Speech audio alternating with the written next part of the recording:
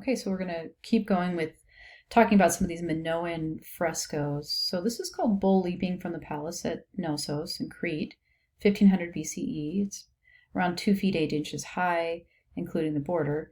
So this is another example of fresco, and it actually depicts the Minoan ceremony of bull leaping, and young men actually participated in this.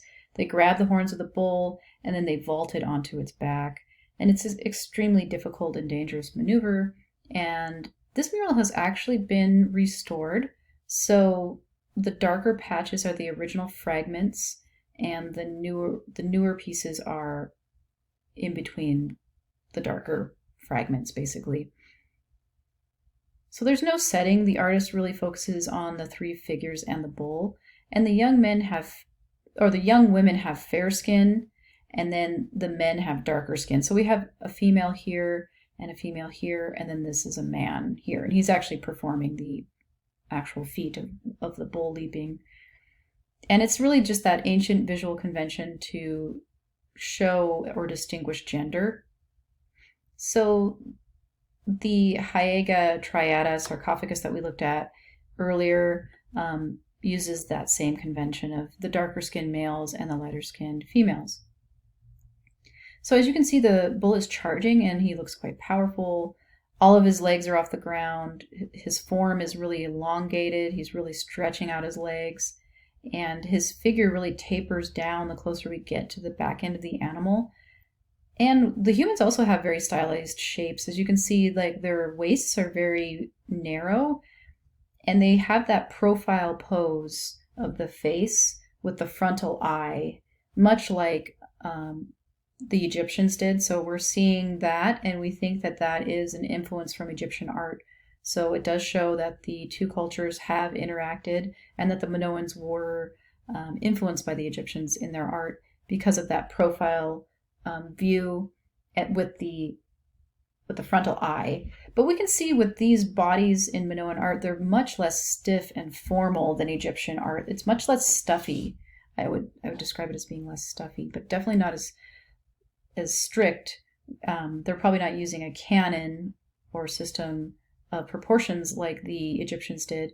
And the Minoan art is much more curvy and free-flowing and just much more laid back, I guess, in a way, than the Egyptian art that we looked at. So we're going to take a look at some more mural paintings that have been discovered at Akrotiri on the island of Thera. And that's actually an island in the Cyclades, so it's a little confusing, but it's still considered Minoan. And it was actually 60 miles north of Crete in the late Cycladic period. So still Minoan art, but late Cycladic because it's in the Cycladic area and it's a little bit later. And Thera has an art, was connected with the Minoan culture, which is the island where this was found. So the Akrotiri murals are in excellent condition. They're actually in much better condition than those found on Crete. And this is because there was actually a volcanic eruption that buried them in volcanic ash, and that really preserved the settlement and the murals contained within. So in some areas, the volcanic ash was 60 yards deep. So what's different about these Akrotiri frescoes is that they decorated the houses of the inhabitants, not the walls of a great palace like the example that we looked at, the mural that we looked at from Knossos with the bull leaping, and also the figure of the woman, the fragment that they found. So this is called Landscape with Swallows, also called the Spring Fresco. The south and west walls from the Delta 2 room at Akrotiri in Thera in the Cyclades in Greece, 1650-1625. So a lot of times referred to as spring fresco. It's the most complete example of a prehistoric landscape painting, and it features a lot of natural settings, no narrative content. A lot of these paintings capture the essence of nature, as this one does, but they're not really realistic. They're more stylized, and it shows a lot of graceful swaying lilies. They're swaying in the wind. There's a lot of darting swallows in this piece. And this piece is really just first and foremost celebrating nature and the beauty of nature. And there's no figures or narrative content at all in it. There are obviously figures present in this piece, which we are not going to cover, but you can read about it in the book. So we're going to move on. Definitely take a look at these pieces, but we're going to actually move on to Minoan pottery. So nature was also a preferred subject on Minoan pottery. So this is actually during the Middle Minoan period. The ceramicists used a potter's wheel, which is kind of a new invention, I guess I should say, the potter's wheel. And this allowed them to make really sophisticated shapes in their pottery. And so a pottery wheel would spin, they would put the clay on it, and then they could build up as it spun the clay. They can build up these more complicated forms due to this invention of the pottery wheel. So they decorate a lot of these vases with like around 2 or 3 colors, and they're called Khmer's ware vessels. And they're named after a cave where a lot of them were found.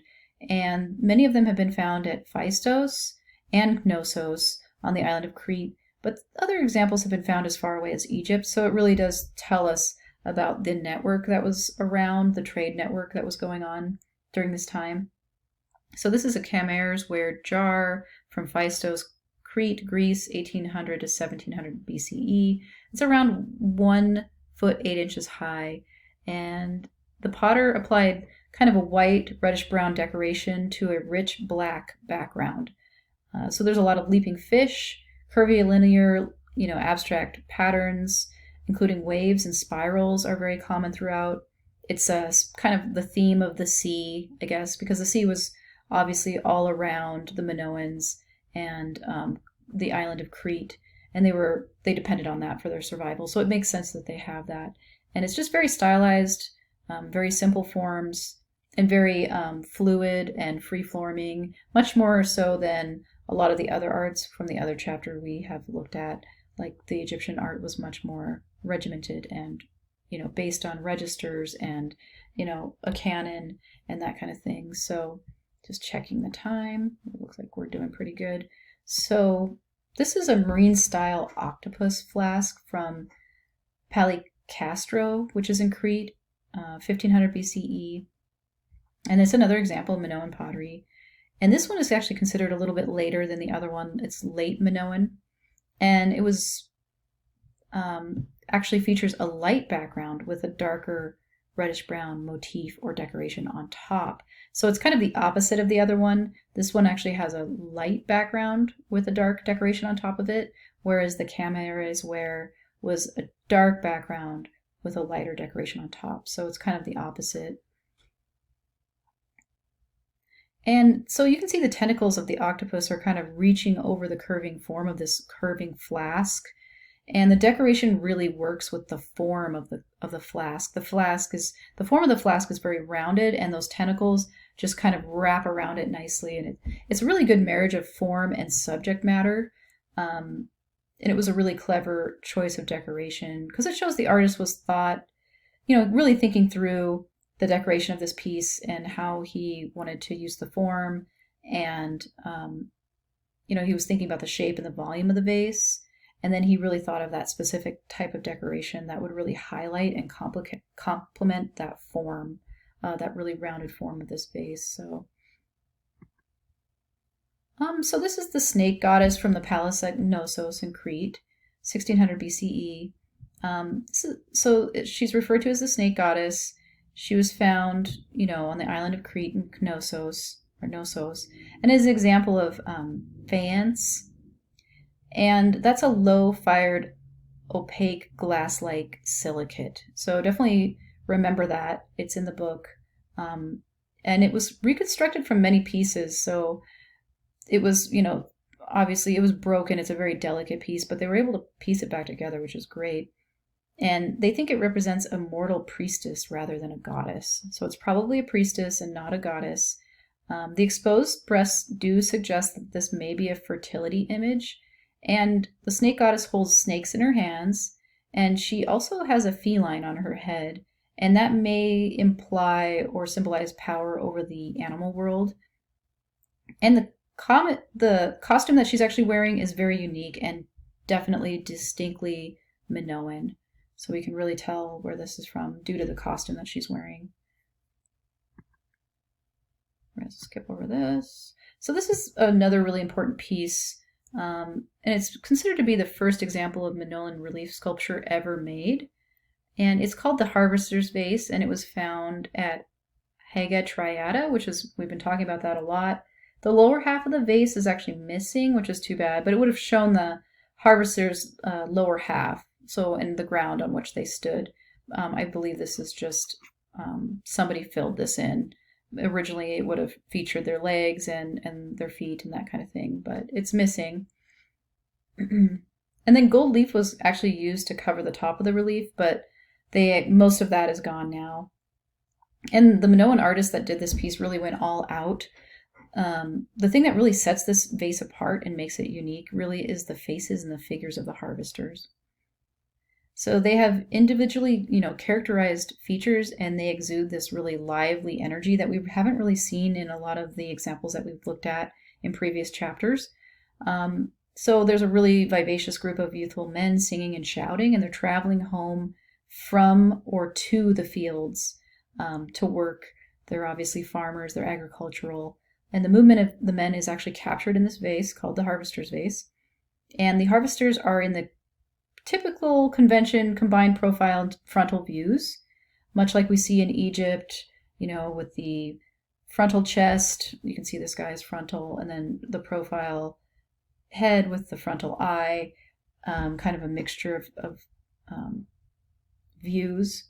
But there's actually one man at the center that shakes a rattle, and he's actually depicted in full profile here, and this is him right here. So he's totally in a really natural, realistic pose that we haven't seen a lot of, and it's not following those conventions that we've been seeing a lot from that have carried over from ancient Egypt. So he's in true profile, and his ribs are actually showing.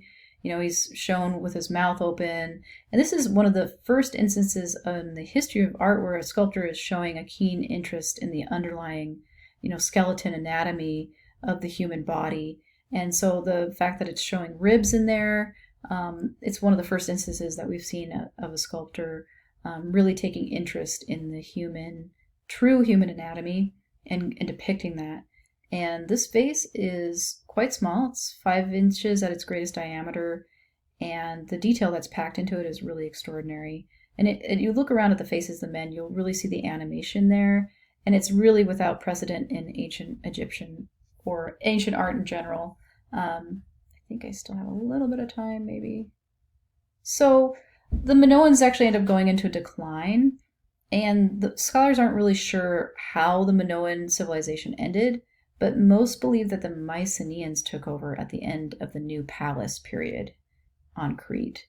So about around 1200 BCE, the Minoan civilization basically disappeared as the most important culture in the Aegean and the Greek mainland began to kind of gain importance, and that's the Mycenaeans, and that's what we'll talk about in the next video is the Mycenaean art, which they are kind of considered to be one of the more important cultures of the ancient Aegean.